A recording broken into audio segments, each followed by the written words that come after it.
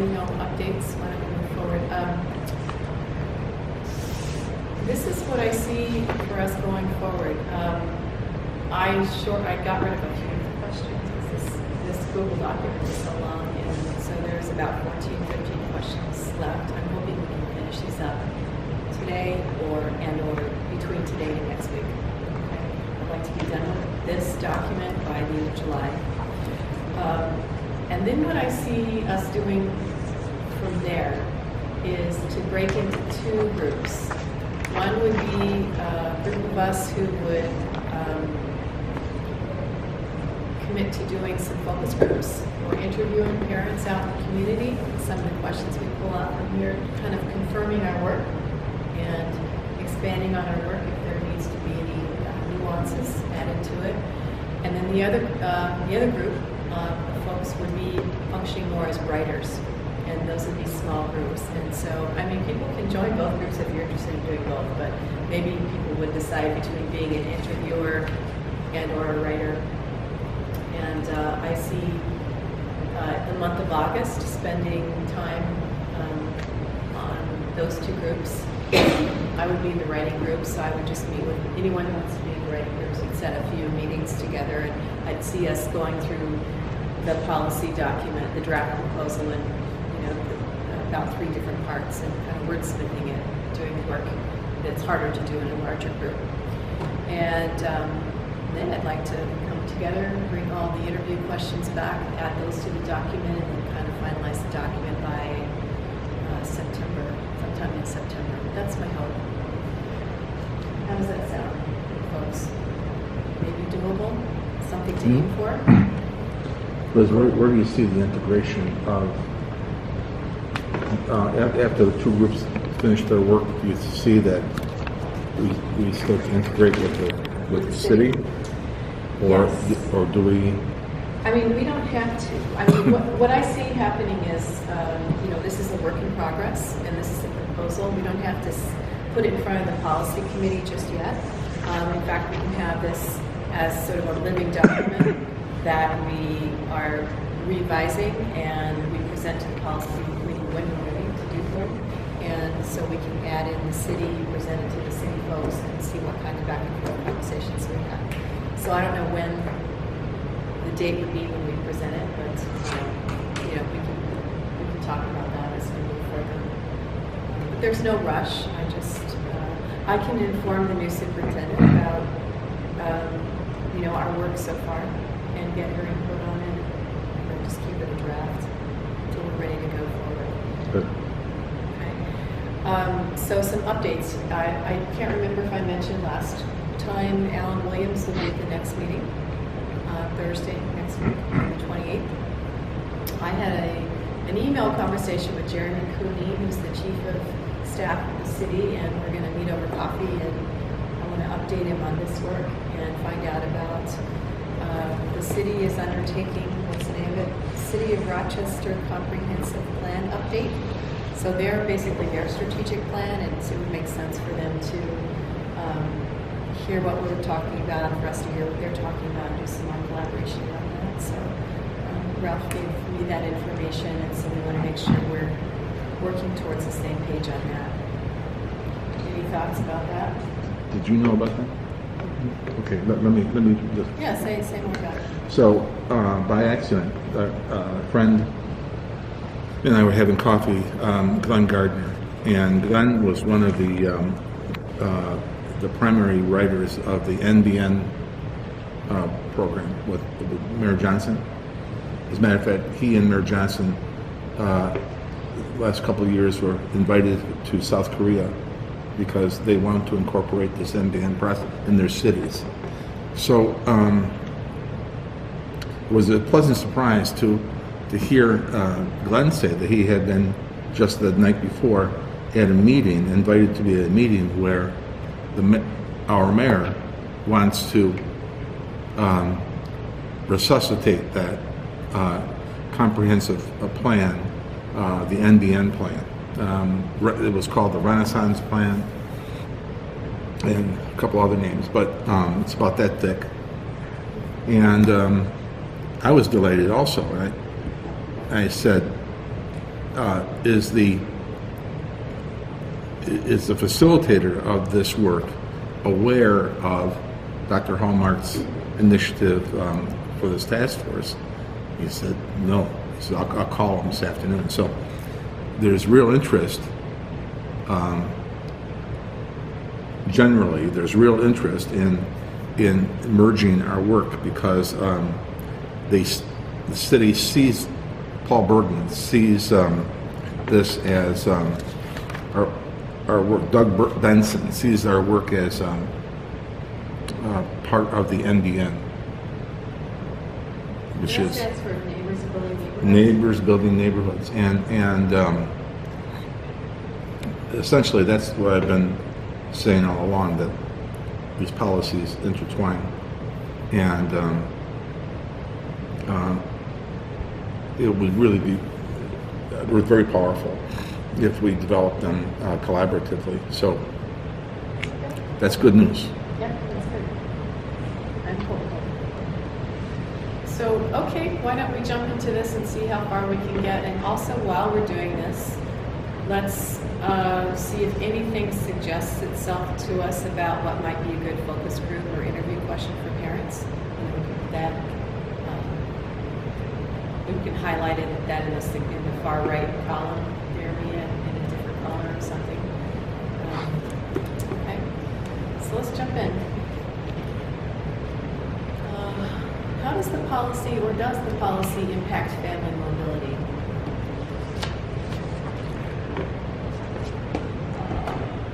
I think right now, in that it favors people, being all over the place in terms of the kids going to school. Farther distance from home. So it really gives all the families a lot of freedom as to where they pick. They just have to stay 1.5 miles away from the school their kid's going to. That's not really what you'd like to see in terms of stability. Any other thoughts about family mobility? Or disagreement, or a different perspective on that? I think if people don't move for the schools within the city under the current policies, or if the policy is strict. Okay, with the Aaron, can you? Sorry, if people don't move, because people can go to whatever school they want, they don't move within the city for the school. So I would say it's maybe the current policy encourages or allows people to stay in their current neighborhood where like if they're just a neighborhood, obviously it's starts school, just like a lot of people move to the suburbs. Oh, that's interesting. Yeah. On the other hand, I noticed that people tend to be isolated, and when the school is the focal point, the vehicle of convergence for people, then they tend to have more identity with the neighborhood because they have relationships with neighbors, and they see the school as a friendly gathering point, much like the church, similar as the church. So in my experience, they didn't want to leave that because it was so powerful. So when they had to move, that's why I started the work with a neighborhood housing group, Eric Van Duzen at the time. Okay. So, When I think about mobility, I just think that students benefit from not moving neighborhood. Like educationally, no matter where you are, even if your parents move across town or whatever, if you're with Miss Smith for 3rd grade and you're there for the duration of that 3rd grade, so if we wanted to do something where people were relocated based on their address at the end of each school year, but I know before we had the managed choice policy that we had kids, the statistics were terrible, they couldn't move to schools 3, 4, and 5 times in a year because their parents moved. and the policy states that you can stay where you are. Right, policy despite says you your can stay choice. where you are. So from an educator's perspective, having this kid I think students achieve more if they aren't moving from school to school to school to school in their school year. If you do it after the end of the school year, or at some, certain demarcation points, maybe even January and June or whatever, but really, it's education beneficial for students to stay with their teacher for education. Right, so the piece in the policy that allows stability within the school year, and I feel is good, even though there's maybe address mobility for Correct. school stability. Liz, at one point, and Kathleen made me think of it. In September, there's going to be a celebration at City Hall of 10 years of the lead coalition to prevent lead poisoning, the Rochester's lead safe policy ordinance, which is nationally known now. It's a model. This is another reason to collaborate, because let me give you a fast scenario. I have a family that's going to leave, and as principal, I would let everyone know, before you move, see me. Okay? So we would have a mechanism in partnership with the city to say, okay, where are the catchment area? What's the catchment area of School 17? And then the city has a record of the apartments that have been deemed lead safe. Okay? And the landlords that provide those. So this would be a wonderful service to families, because they're flying blind. They're flying blind. So what I did in the 90s could be enhanced by saying to the city, I have this family. What are the landlords in my catchment area, and what apartments do they have that are lead safe? Right, so maybe that goes into the suggestion column that this is a specific area of collaboration between the city and the district about families that are moving to have some kind of way to provide this information. This would drastically right. This would drastically reduce mobility. It also, parents now know about lead safe, and they know about the dangers of lead. They know that now, and they're terrified with finding another apartment because they're at the mercy of the landlord. Oh yeah, we cleaned this up, we did this and everything. But the city can tell them definitively if that's true or not. So if the city acts as an agent to help a family to relocate within the school's catchment area, that pebble thrown in the pond has huge waves. Right, and that could be turned into a parent question, focus group question. Would such a service or such a what to call it, initiative through the district/city be helpful? Okay, great. Why don't we move on to the next question? Can you guys see behind you? Yeah. Crane around. Okay. All right. So this one, what evidence do we have that homeschools don't have enough capacity to enroll all or most students in their attendance areas? That question came from the policy that stated, we're creating this policy because it appears that most of the homeschools don't have the capacity to enroll students. And so the question for that was, is that still true? Do most of the schools, homeschools, have that capacity? Has that changed? Do we know that? Maybe Yes. you would know more of that. So I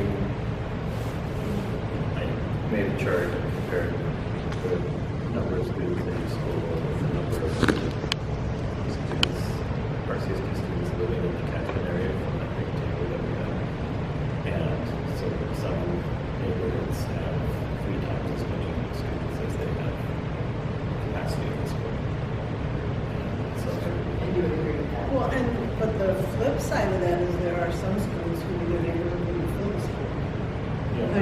Which obviously has to do with, we have some that have 3 times the capacity, it's got to be somewhere.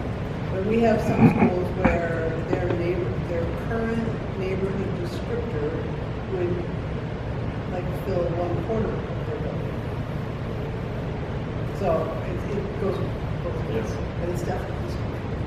So I wonder if that brings up the question of whether, you know, one of the pieces of the policy is to have this 0.5, which we may discuss, you know, about extending or expanding. And, you know, maybe particularly neighborhoods that have fewer kids, you know, there could be a larger catchment area. Well, right? we talked about that as having school by school, for example, 17 school, basically, by and large, can operate as a neighborhood school. But schools in the Southwest are clumped together somewhat and would need to have a neighborhood zone or cluster schools as neighborhood schools. And I would think if that, as Kathleen says, that you can make the mini adjustments in those neighborhoods, but I think the primary criteria is that the siblings need to be together. So if you're filling in that zone the cluster neighborhood schools, you would make sure that the children are together so families can stay together and they can make a relationship with that cluster school. When they did the remodeling in School 17, they actually reduced the capacity, unfortunately. They reduced the capacity. So, but I think as you grow out that school, that you will capture at least 90% of the children in that neighborhood in that school. Now, you say they reduced the capacity, that's because they added 7 and 8 in the same volume, or? Yeah, not only that, because I know as an absolute fact that in the early 90s, as principal, I had one vice principal, and I remember this because I was one classroom shy, 30 children shy of 1,000 kids. And I remember that vividly with one VP. So, but that can't happen now. Do we have any suggestions about transparency of data for families around seats or catchment area suggestions? Well, in terms of data, I think we should delineate what homeschools actually do not have the capacity as opposed to just putting it out So there these general. have and these don't. Right. What do they need from RCSD as a resource? Well, Because if you're homeschooling, and maybe I misunderstand, we homeschool we're our not child. we're not talking about homeschooling. When you say homeschooling, I'm talking about neighborhood schools. Neighborhood That's schools. Neighborhood schools. Yeah, the language of That, this. yes, that's Okay. neighborhood schools. Thank you. So my recommendation is that if indeed that's the case, we should delineate and list the schools where there are more children than there is capacity within that particular school.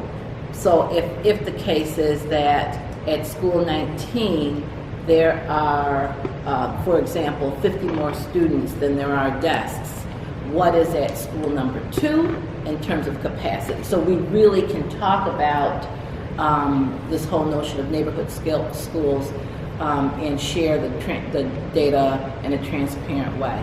Yeah, like the airlines have, you know, you pick your seats on the airplane, you see which ones are available. You can see how many seats are there. I mean, currently this is not really a problem for parents because the homeschool boundaries are not used in the placement process. That it's based on a half mile. If you live within a half mile, you get the seat. So it's not, you know, there's no problem of schools being full from the parent's point of view currently. Now, if we go to saying that instead of half mile, you have priority at the school, if you live in the attendance boundary, then it's possible that might not be true anymore. It's possible that some schools might start filling up. I'm not, you know, not sure if that would happen or not, actually. And when you say But- attendance boundary, you mean another set of criteria beyond the 0.5? I mean, the map that divides the city up into zones for each school which is what I was talking about when I said there are some schools that have 3 times as many students. It's what that chart was based on. And so if that happens, then it becomes something that we have to tell parents about. And I think that means we have to tell, in general, we need to tell parents what were the results of the lottery last year. What was your chance of getting into school X? And you were saying last time that, it'd be easy to imagine that the schools that have more seats available that aren't being filled are the schools that are less desirable. That's not necessarily always the case. It's just that parents don't know about it, and there's a misunderstanding about what the school has to offer. So those are interesting areas to work in. Could you expand the zones for the ones that don't have it or have more too much and ones that are too full? And could you change the zoning in the district to merge 2 different groups together, or take some from the northeast and some from the southwest and could you do that or expand on that type of idea, or? Well, we can suggest whatever we like. Okay. If it makes sense that there are more schools in some areas and fewer schools in others, and there's some definite seat problems in one part of the city rather than the other, it makes sense. Districts do draw and redraw their That would make attendance sense. boundaries all the You time. would We want haven't done that. coincidental boundaries when you're talking 2 different subjects, but you would want to be coincident that you could provide what you had to do based on numbers in your seats. I think that you can adjust the boundaries, but it's not necessarily that simple. So I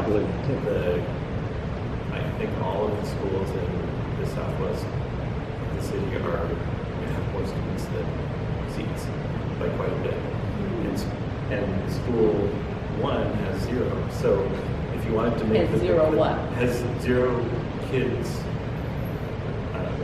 Well, they got 2 or 3 kids from the neighborhood going. Right, and Because of that's where been they the are. case for years. Right, they So, just don't have, yeah, there right. there Really isn't wanted- a neighborhood. If you really wanted to make the boundaries match the population, you would have to have school 1 reach over across the river, and but that's not really a neighborhood school either. I would say. I like the idea. I like the idea of keeping that open though, because that's really a common sense. But the other thing too with that, and I don't want to be Johnny One Note, but I'll do it quick. When we do that, to my mind, it's very important to keep the neighborhood groups consistent with the home school, because as we're trying to do in 17, we're trying to merge Charles House Neighbors in Action with the growing PTA. Yeah, that seems really important. So- But I also think, when you say it's not really that simple, and you mentioned, they have to go across. We have some pretty strict common sense guidelines about neighborhoods. So, like, we do have a river that runs through the city. That's true. And so it's like, okay, so we can put, so I used to be at Monroe, and we have a policy that no one crosses over that river in terms of walking. Until you're a certain grade level, which I don't want to give up. I really think that's safe for kids. We do the same thing if you don't walk over the 490 bridge. You just don't. So we have to not only just look at enrollment, Landmarks. but we also have to look at geography, Right. in terms of creating. So when you say this, it's simple. It's complex. Right. So you're right, it's not simple. Amazing how geography does fit into the whole picture. Because geography is a Right, geography is important. It's to. I'm wondering if someone is a renter and they keep going all over the city, how do you keep that kid in that family? Now, The current policy states that they can stay in there. If they enroll in this school and the family moves over here and here, the kid can still, we will just change the transportation for wherever. That's what the current policy says. And that provides more stability. So you got retention with the original school of the year. Yes. Yeah. It maybe, I don't know what it says about changing year to year. So let's say this child is in Complete the school. school year. Then That they would make might sense. have to re-enroll next year. That's not what the current policy is. The current policy is that they stay forever and ever. Okay. If they want. Unless They have the they- option. Unless they jump in. Okay, so But that's we something don't we might have- want to suggest or Right. ask parents what they Right. think about that in our Yes. focus groups. And to be honest with you, from my own perspective, if my child was a fifth grader that had relationships in the school that they'd been in for I don't know how many years, and they finished fifth grade, and I was like, oh, you get to go over here for 1 year, the kid's like, no, I want to be with my friends, And so I don't know what the right answer is, or if there is a right answer to the. I imagine parents ask that question and Right. express the same Right. sentiment. Oh, They So want the stability. question that I would have then, if I'm a new family that moves in to the community with the expectation that I would go to that school, and there isn't any more room because that child that moved out is still allowed to stay, what happens to the new family? We don't have to try and answer all those questions. Now, I'm just thinking about that. But if I always have to go back. The mission or objective of this committee is to fill in the blank. We're examining the policy to see if we can move more towards neighborhood schools. Okay, And what because suggestions we could make to move us more in that direction. that we want to have neighborhood schools, and we want to have them for identified reasons. One is we think it helps to build community, right? It helps to leverage the resources which you just described. We believe it will increase parental involvement because many people have no transportation. So as we develop this is why we want to build a case for that. And so when we say that there is not in some schools enough capacity for the children that live there, we need to delineate that to see if that's actually true or not, right? And then when we talk about the need, if there's still a need to transport children because one, parents want to, two, whatever, we'll deal with that. But the other thing that we have to do is look at the budget and see what is the district's commitment to ensuring that the schools in each committee, in each community, are viable, quality buildings with quality programming. And is the board or the district willing to do that? Without that, we're dead in the water. So you're talking about resources. Absolutely. Okay, yeah, and this, of course, the neighborhood schools idea is balanced with the issue of equity, which complicates it. That we can't, we're not necessarily saying let's get rid of choice because there are, the choice is already there, and parents are not going to react very happily to, well, this year you have choice and next year you don't, and then there can be accusations of inequities with wealthier neighborhoods and poorer neighborhoods if children are forced to stay in one neighborhood as opposed to another. So it's a delicate situation. There's a balance here, and so my sense is that we want to be working towards neighborhood schools, and that might be a longer term trajectory. And there may be some steps that we take along the way, shorter term steps that we take that acknowledge and respect the current choice as we try to move towards neighborhood schools and make every school a good one. Well, we talked about that before, is to recommend, or explore, and do the research, to do this in phases. Phase 1 would be pre-K to grade 2.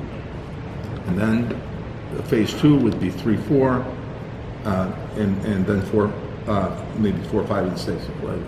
So that would allow Kathy's scenario to say that if a child has been in the school for 5, 6 years, that will give that child, as we go through the phases, that will give that child a chance to move along, and also to have waivers. So these are categories of waivers that would be allowed, and so that we have our solid policy that moves forward as a district, but then is not in concrete. There's some flexibility for families, so there's not anger and frustration. And actually, the very next question gets right at. Oh, go back. Exactly what we're talking about. How shall we weight the goals up? And here's 3 different goals. 1, strengthening neighborhoods and family participation in schools, as you were saying. 2, include SES, that's socioeconomic status integration goals. And 3, attend to access and equity legalities. All 3 of those things are complicated issues to balance. And I'm not sure how to start answering that, but this is really the heart of the issue of this policy. It really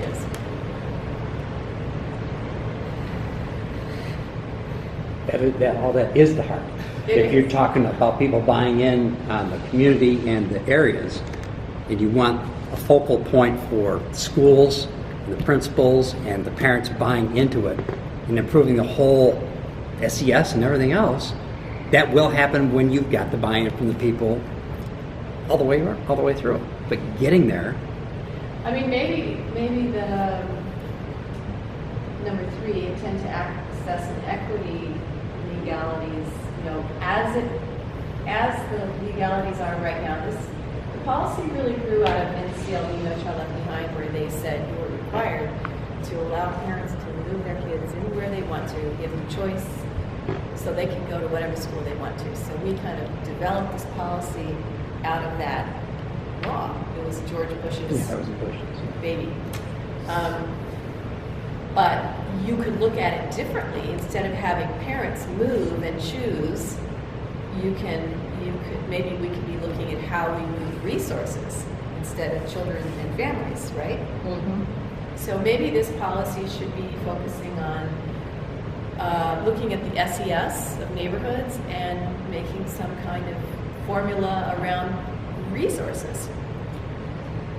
Which we used to have.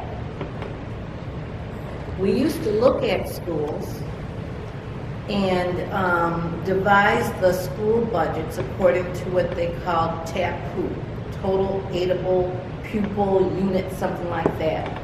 So you'd look at the SES of the student population, which would be reflected in the number of the percentage of students who received Title I and free and reduced lunch. You would look at the percentage of kids that were classified as special education. And then you would fund the school with more of that kind of those descriptors accordingly. The fundamental issue, as I see it, is that we're trying. So what the No Child Left Behind, you could move your child from a quote failing school to one that was not failing. But we never went and said, why is the school failing? Exactly. What are the program offerings? Right. What is the quality of instruction? All of those kinds of things. And until we're willing to really look at that head on, right? And do the root cause analysis and then invest where it needs to be invested, that conversation will not change. NCLB encouraged flight rather than fixing the problem. Yes. Yeah. And we're stuck with, what. It may look good on paper. It was a disaster from the beginning. And so people Not are even moving sure from looking failing at school to paper. failing school. Yeah, but here's another issue on that. I can tell you and Cecilia can both tell you. So, as the principal, it's a fact. The state school district can't put enough psychologists, social workers in the school to help children who are so fractured. And there are increasingly huge numbers of children, because of the nature of poverty today, who have so much emotional noise in their head, they simply can't focus. And they have meltdowns. They're stuck in level 4 stress. And it's like PTSD. So there's no choice now for a principal to say, all right, let's make partnership with Hillside, with organizations that can come into the school and augment and support the meager resources that we have. Now that's happening at School 17. That's the Beacon School concept. Okay, so what we did in the 90s, now it's formalized with the Beacon School concept. But here's what happens. So as you're putting the emotional pieces together for a children and a family, so the parents come in sometimes more distraught and more fractured than the child themselves. So there's that vicious cycle. So you're working with not only the child, but the family. Now, as you're making these relationships, it's all about relationships and trust, okay?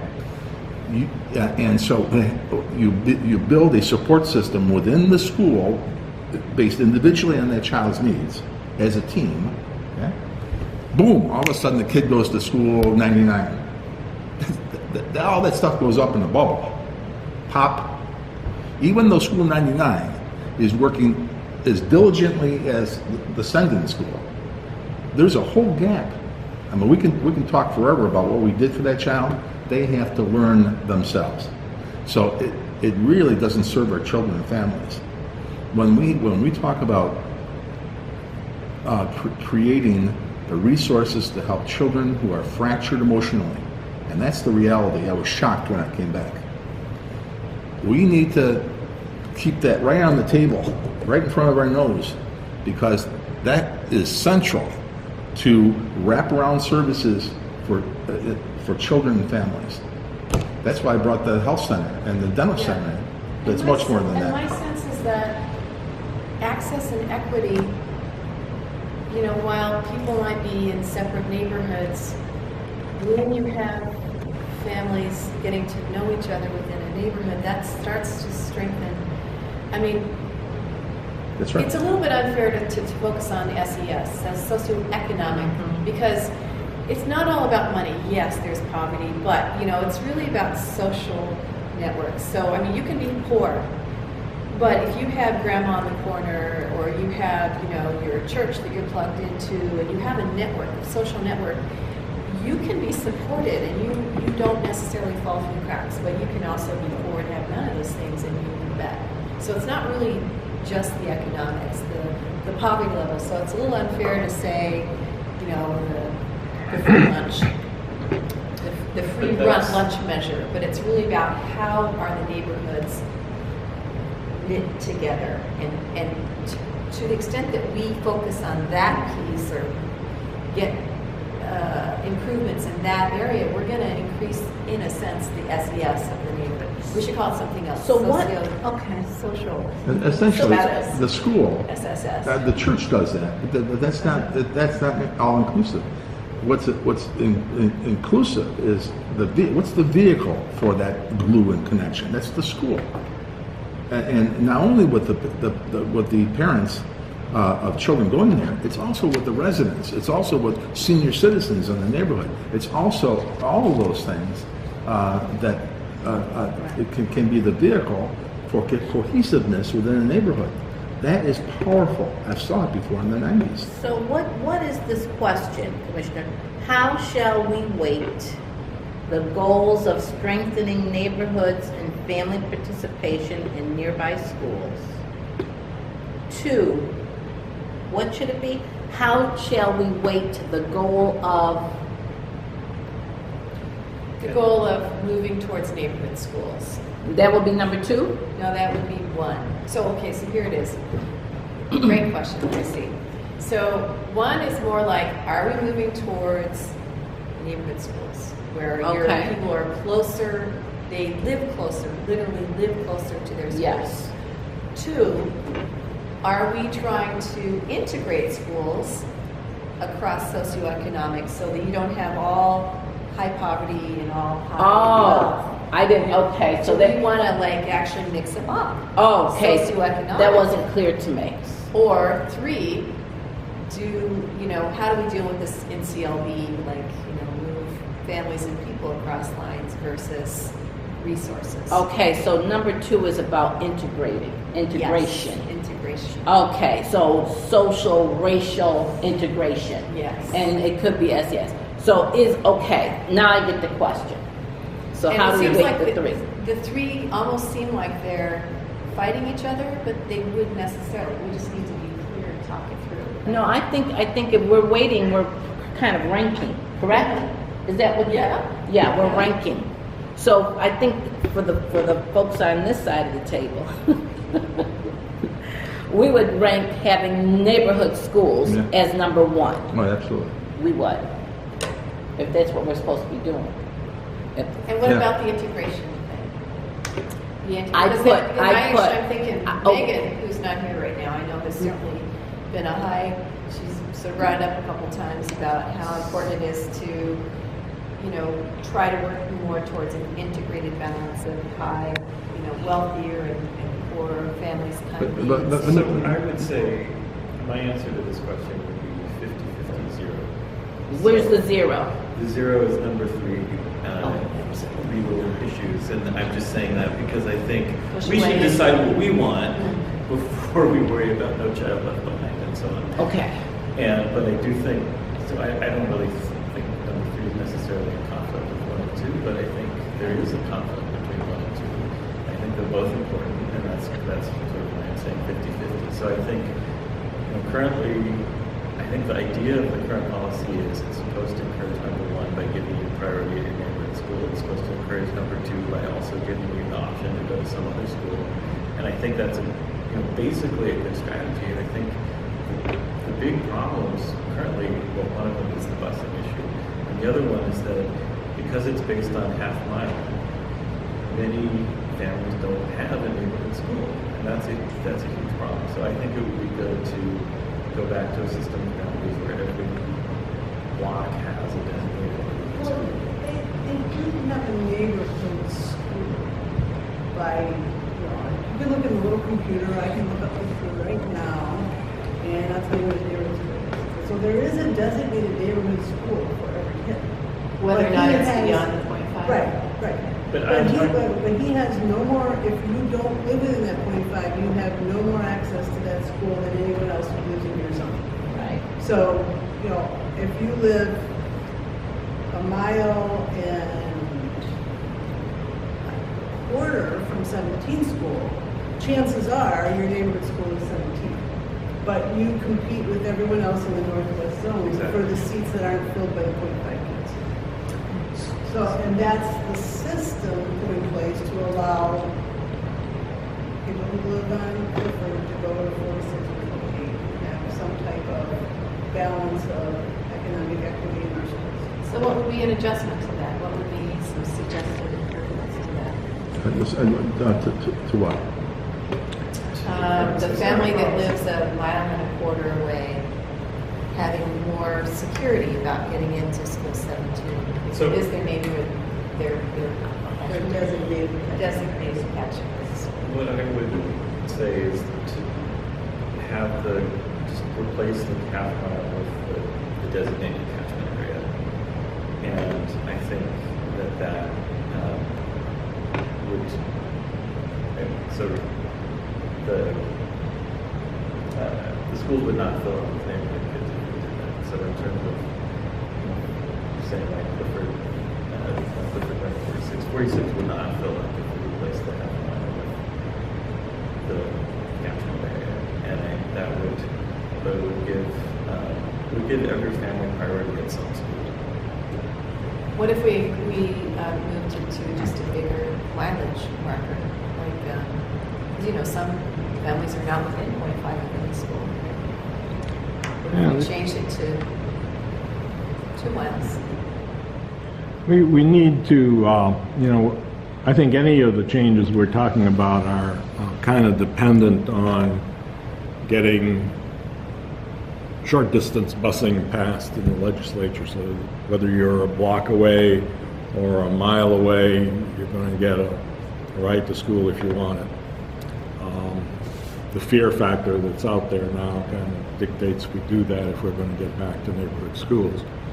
So really, the trick would be to try to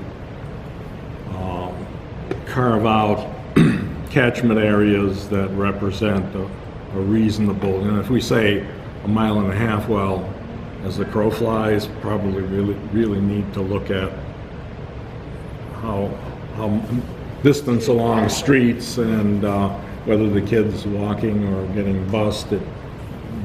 There's a need to think of what the transportation is going to be. And in alignment with that is, as we're getting that legislation changed, the partnership shouldn't all just be with the city, it should be with the county as well. Because I'm going back in my memory saying, I'm making a point in the 90s to say, I have dangerous intersections, I have narrow streets, I need more crossing guards. So I eventually had the highest number of crossing guards of any elementary school in the city, or at least most of them. And then I put two-way radios in their hands. So, do you see where I'm going with this? So that I think the county funds those crossing guards. If my memory is right. So if we make the case as we're looking to get more autonomy with our decisions for funding from the state transportation, in order to alleviate fears. And I remember the impact. I was stunned by the impact of the parents in thanking me with just that simple initiative of two-way radios. They just felt, see, my child's being watched going to and from school. So I'm going to back up to the question. You know what? Back up to the question about the waiting. Sure. Because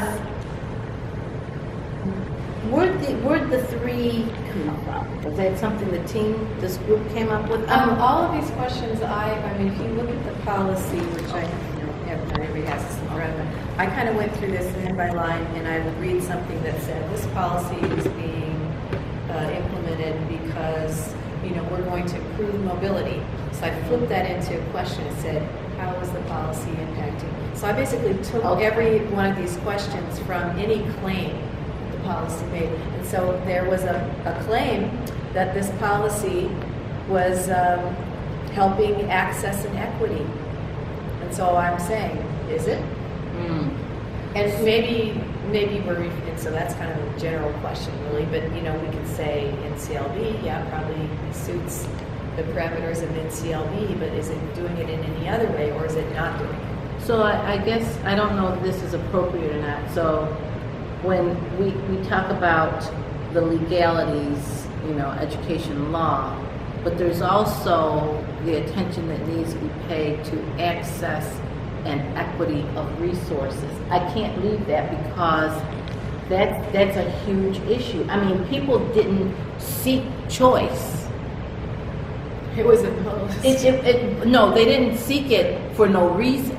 They sought it because what they wanted in their home schools was not evident.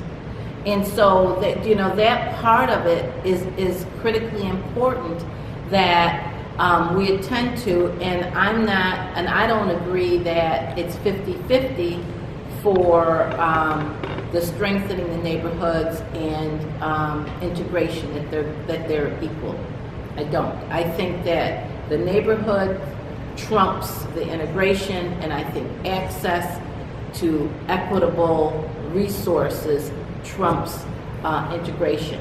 Because because we have seen where kids of diverse backgrounds can go into the same building and not be in the same classrooms. Yeah. Come on. So I mean, These tracks within each school. that's it. That's right. The other thing too is that we all know of small towns that are very poor economically, okay? But they have, because they're small town, they have developed this culture of support systems. Your barn burns down, they all come and build you another barn. There's a death, they bring food. It's like an extended family. I contend, and I say, and we did it in the 90s, and that's what the Beacon School is about, is that you can create that small village support system within the neighborhood setting. But you have to set the foundation and infrastructure for that. So the busing, it runs counter, it destroys that. But when you seek to make beacon schools or schools that are absolutely, completely integrated with their community, it's what years ago, Dr. Thomas Sergiovanni said, you make the school a community of learning principle, Mr. and Miss Principal. And then you extend that community of learning to the entire neighborhood.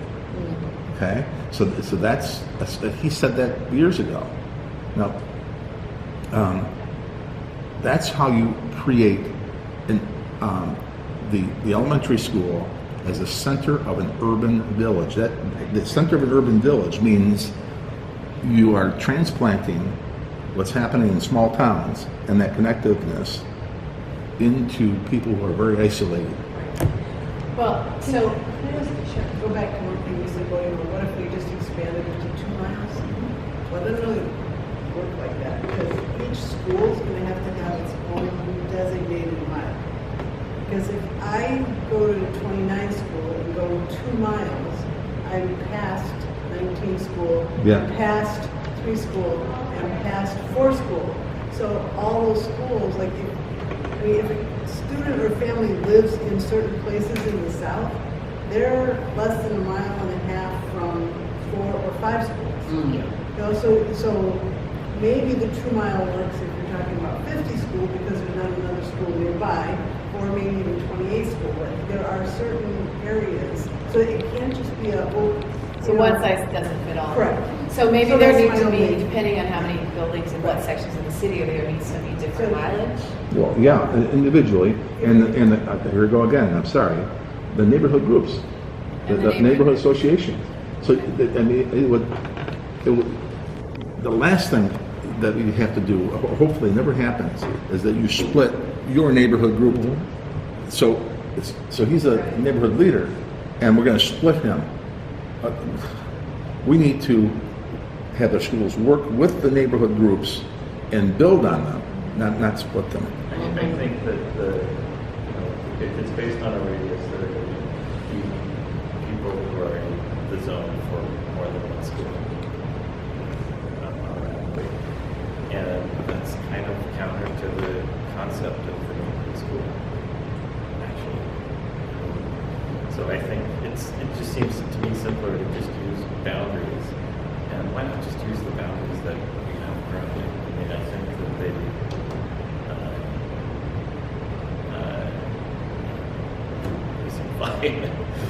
Thoughts? I mean, pros I mean, and cons. you don't of have to that. reinvent the wheel. Yeah, It's already been exactly. established, so stay within it. I So you understand just that. have anywhere within the zone you're talking about. Well, what boundaries, Yeah, what do you mean by boundaries? What boundaries do we have already? I'm talking about the boundaries for each school that Kathy was just talking about. That you sent around the map. yeah, now that map, has that been updated anywhere, or if you go to look to see what school should Johnny go to, that's his designated neighborhood school, that means that somehow that should be able to be translated to a map if we know where he should be going from a certain address. I don't quite understand. Is it changing? So there was a gentleman by the name of Andy Wheatcraft who has retired several years ago, who was the last person with a committee to redo the district boundaries. And these are called district boundaries, Like which the are not school the same boundaries, thing as yeah, the or school catchment zones. areas. No, the zone is like, there's the northeast and the north, but, each school's Catchment area. catchment. Catchment area is good. Okay. Okay. So, my understanding is that they hired a person who is an architect, who's like some type of engineering architect, who has one of his responsibilities is going to look at that again based on population in schools and doing that. Okay.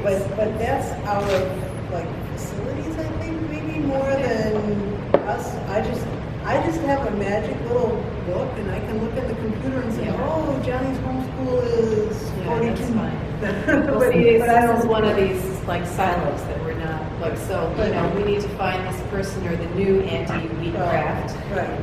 and see what the timeline is for that and if we can plug into this. Because I like the idea of catchment area, but we need to make it clear to parents and what's the rationale based on? But I think if you actually go to the district website, you could tell them where There's a street director. there's a street director. Sure, but it would be And nice that to be is- able to explain it sort of Yeah. globally, how did they come up with these catchment areas? I would kind of like to understand because, and maybe the answer is that obviously some areas, the schools, buildings are more densely placed, and other areas they're further apart, so we have to have a different kind of. But anyway, so I know, I mean, Okay. there is a street directory booklet that everyone has access to on the district website. I can look into that, that could be an action item. So, I mean, I think parents don't necessarily care why that it was open for a certain school. They Parents just want to don't? know, parents just want to know where the boundary is. Oh, right, of course.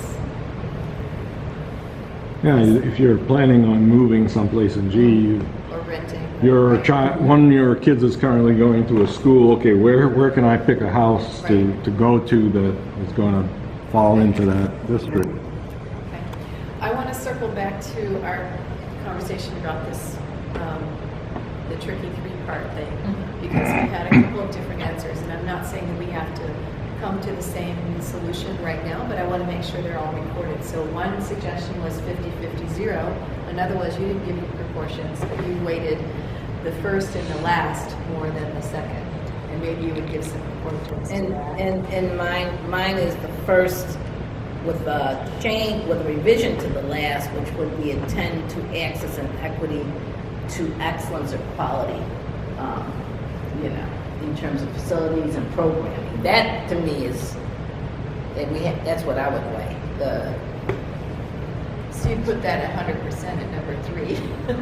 I would put the neighborhoods and the 3 very, very high. So I'd say 50% at the neighborhoods, and then 35% at the access and equity, maybe, I don't know, and then whatever's left over for integration. 15, I guess. All right, But those would be my top 2. But I do know that the neighborhood schools mean nothing if the equity and access is not there. So maybe it's vice versa for that. You got to have the access to the quality and So excellence. these are good points, and we'll just throw them all in the pot. And as we move towards, our final proposal, these are what we base our arguments on. So, any more comments about this 3-part question? Because I think it's probably What do you think, John? Yeah, I think the thing that we're going to have to think a bit about is how do we ensure that the equity gets built in? Yes. Because initially you'd like to say, okay, we're going to start off primarily with pre-K and kindergarten, first grade, and try to get the neighborhood kids there, the upper grades, they're kind of grandfathered in because they're coming from wherever, and we build it out. But as we're building it out, are we building the quality in if that was not one of the best schools? And that's going to be, I think, one of the things that we need to figure out how we're going to do. Well, we make them all community accredited schools, but that's a whole big ball of wax too. But One of my life philosophies, okay, and when you talk about how we used to make formulas for school aid and school money, is that we have to make sure that we're using the right word, because equitable is not what those markers might seem to be, or what that checklist is to say, have you made progress on family outreach and community? So, because it is a marker on the research right. and school process. And maybe it's a fabulous one, or maybe Right. it needs some more revising.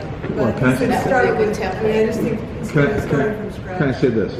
In going to the Charles House Neighbors in Action every Friday, that's the neighborhood group, the school is represented, and Katerina, the new principal, I just was so impressed.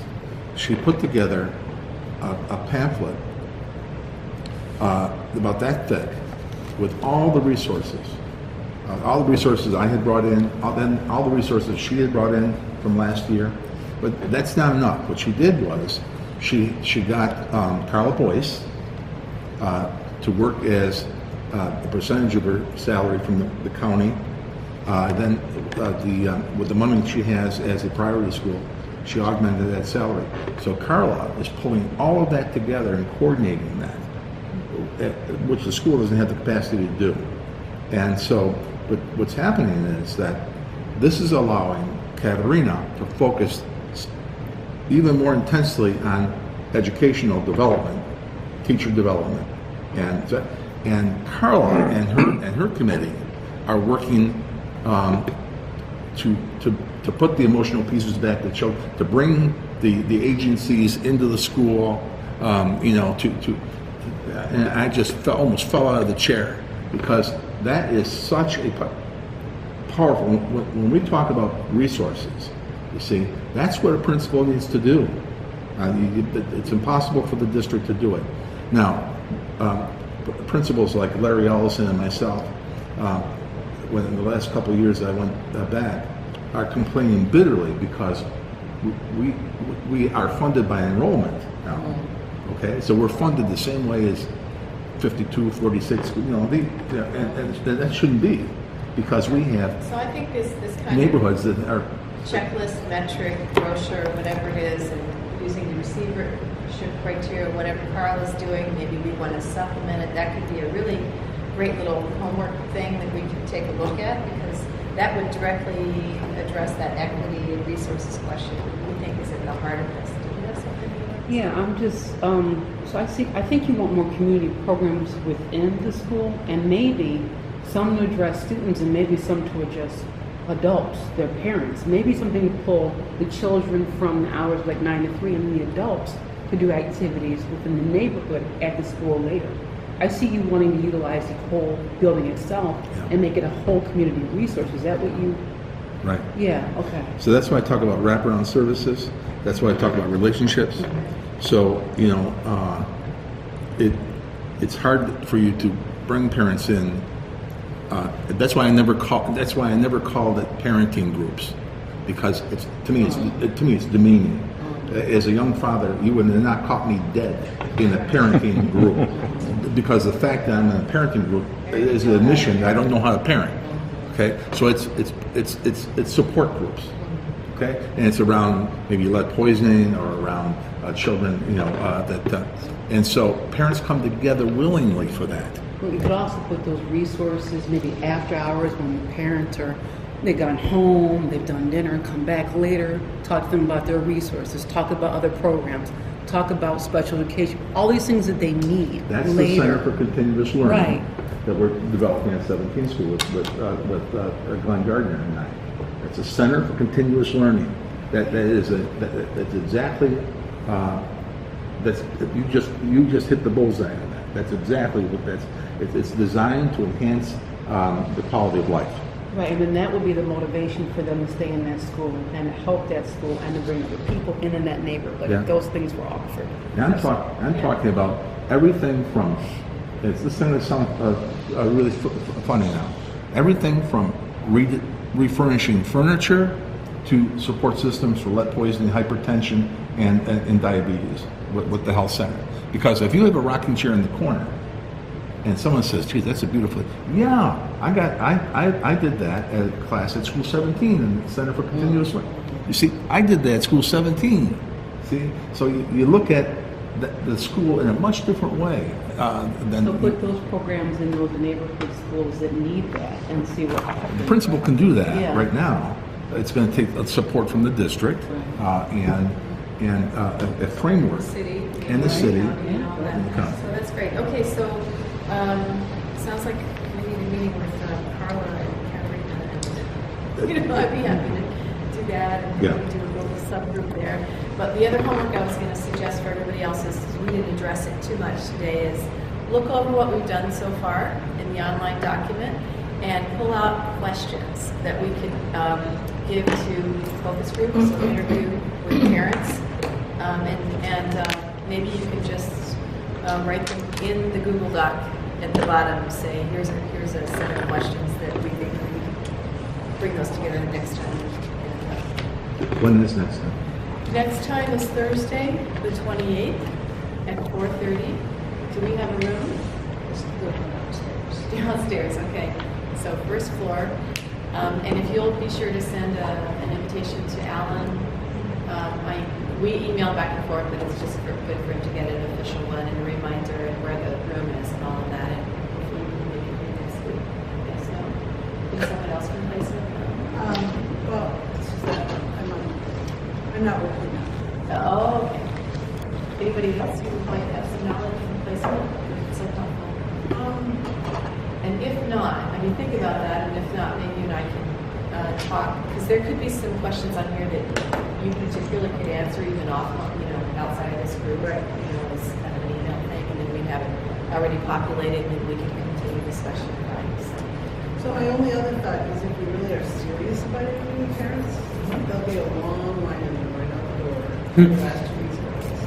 Oh. Waiting to enroll their children in school, so it might be an opportunity for people to just talk to a random group of parents, and it could be whoever's walking in the door. So if Okay. you wanted to set it up to do that and say, right. while you're here, do you mind answering 3 quick questions Yes. for me? Then maybe it would just, Great. they're standing there waiting anyway, so Great, okay. it might feel like they have something to do, and it'll help us because they won't be cranky That's when they get to wonderful. us. Okay, so Just make concrete sure goal. it's a consistent set of questions. Oh, yeah. So it's something comparable, something you can assess what you've done. You guys Yeah, are yeah. creating, Yeah. and one, not any placement people, Yeah, but so- someone, there to ask the parents and say, hey, we're working on this, and do you, What do you have to say? just a, Right, so there it is. Just He has a thought. already set it up. Parent group, focus group questions at the bottom of this document. Go online and pull out stuff, and we'll start compiling that focus group and editing it down to a manageable set of questions that you aren't too overwhelmed by answering. Okay, thanks everyone. Great meeting. I thought it was a great discussion. And I'll see you hopefully Thursday next week at 4:30 downstairs, first floor. Well,